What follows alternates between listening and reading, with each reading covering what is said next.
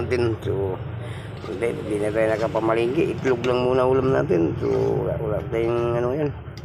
Tinatamad ako mamalingki. So, ito na naman ulam natin. Itlog lang muna. So, inanda ko rin sa usawan ko. Hindi, mayroon pa namang ulam. Ganito lang.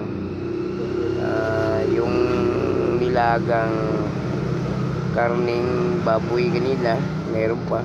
So, parang ano ko, nagsawa ko agad. So, gusto ko itlog na yung inumin, ulamin natin, yung hapunan.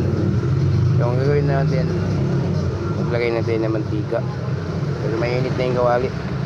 Let's go. Maglagay tayo ng oil. Tapos lang. So, nice na. So, ang itlog kasi dali lang yan siya maluto. So, gagawin natin. Ito na. Haluin natin. Dito natin ito. Ilalagay na natin. Ayan. Ito lang muna ulam natin. Egg. So, ilagay na natin. So, medyo mainit na yung mantika. Hindi na. Ito agad. Ayan. Tatlong piraso lang yan dul. Para ano.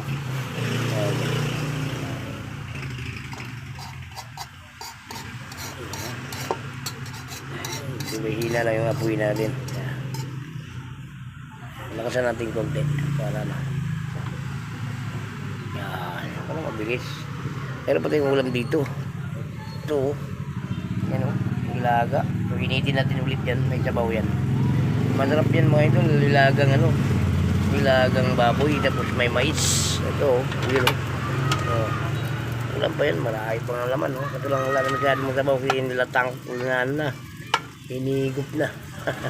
Pero ayun. Initin natin. Ulam pa rin yan mga idol. Ayan. So ang gagawin natin itong itlog muna nituin natin. Ayan. Ayan. So medyo nagsawa ko kagad yung ilaga. So gusto ko to. Tapos tuyo. Sarap mga idol. Ayan. Ayan o. Tignan natin. So kasi yung itlog.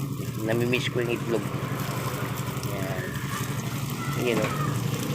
Sarap yan mga idol. Ayan. Lalo na ano mo i-fried mo konti. Sarap yan. Tapos sa usawan itlog, yung ano tuyo. Sarap. Ayan. I-fried natin konti. Yung pan ay yung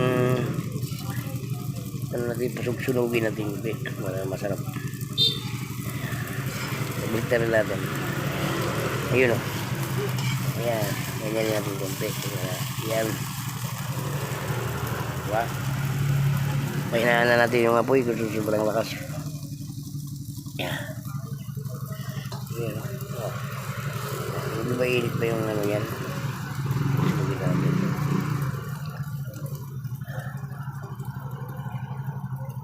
At yung itlog mga idol, kapait na yan. So ito, lutuin natin. Ayan, okay na yan. Tayo na natin po, luto na yan. Ayan. Ayan mga idol, di ba? May nilaga tayo. Meron tayong itlog na prito. Meron tayong sausawan, no? Ang gagawin natin dito, dadalhin na natin doon. So, kakain na tayo. Magapunan na tayo. Di ba? Sarap nito mga idol. Ito na. So, dalhin na natin doon. So, maghapunan na nga tayo. So, medyo gabi na. Medyo madilim na. So, araw na nga ito. Timpahinga na ngayon pagkatapos kumain. So, let's go mga idol. So, wala na nga yung kanin. Nadala natin. Ito na naman sa sausawan. Dalhin natin doon. Let's go mga idol. It's just maghapunan na naman tayo.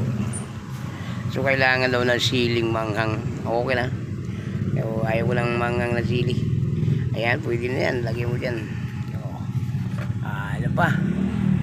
Ano pa mga idol? Ito lang yung hapunan natin. Nilagang karning baboy. Ilagyan natin ng mais.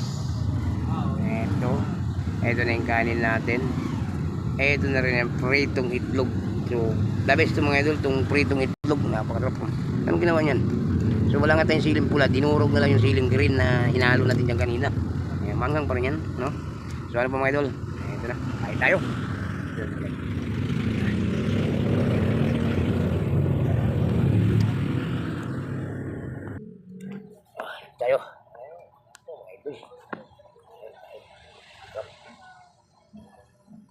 Yun o.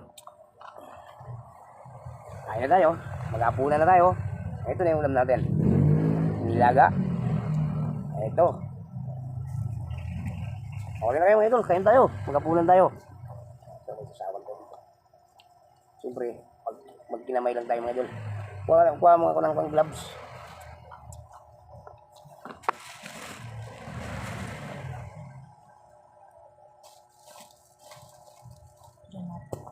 Dito. Wait lang mga idol, naghanap muna tayo ng pampalot sa kamay natin. Kakamay na lang tayo.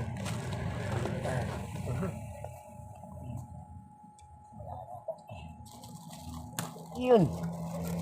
Wala, maraan pala ito mga idol. Ito mo kutsara, ito mo magkinamay.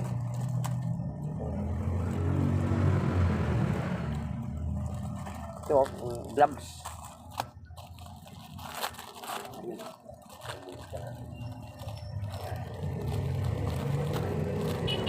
Itong hindi ko maglalap. Ito na yung gloves natin.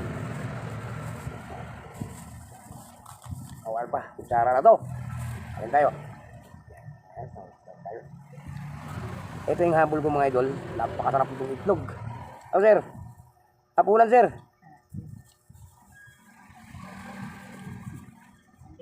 Ayan eh.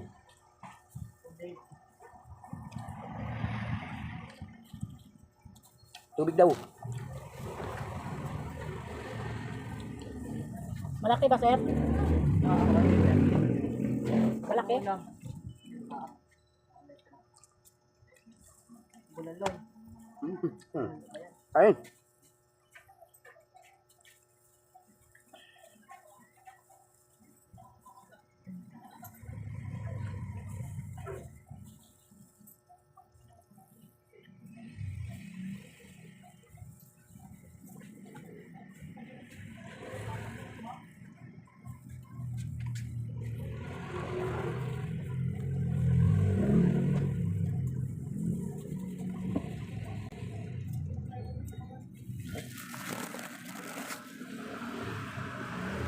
Hah?